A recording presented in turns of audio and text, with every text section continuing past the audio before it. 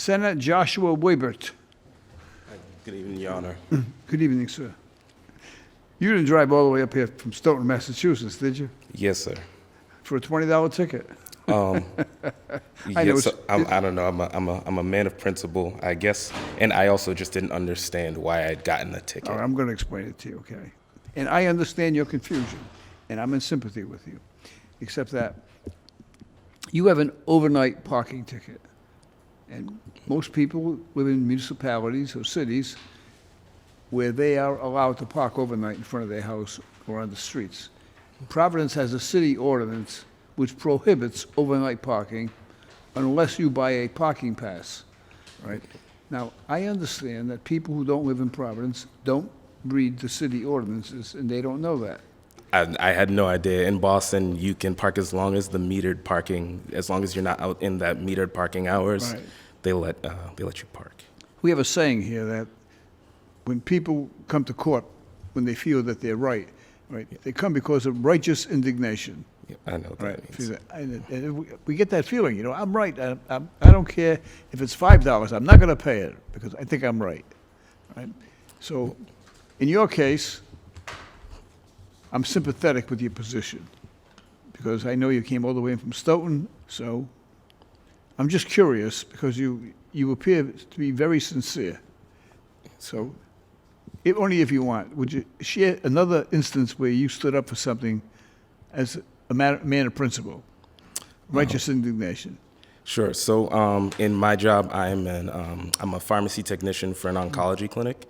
And in that clinic, I'm also a patient advocate.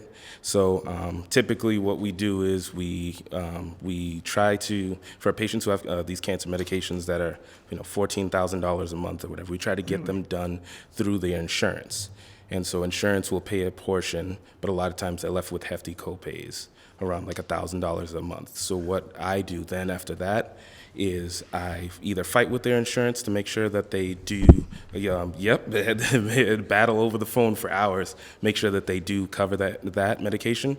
And then I also fight with foundations to try to get them to cover the balance so that patients pay like $0 copays essentially.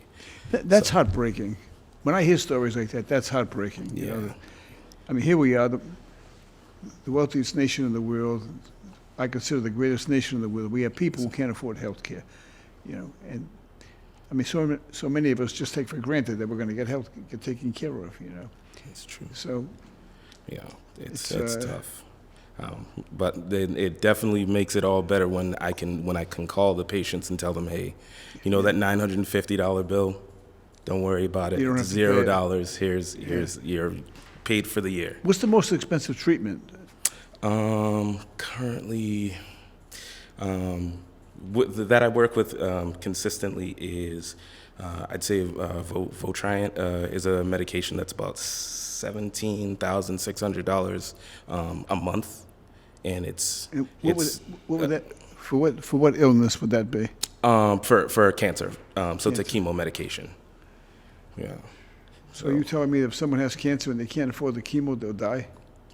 That's it. And unfortunately, it's a big problem. And that's one of the reasons why I actually started working for the company that I work for now. You're doing God's work. Keep it up. The case is dismissed. Thank you so much, sir.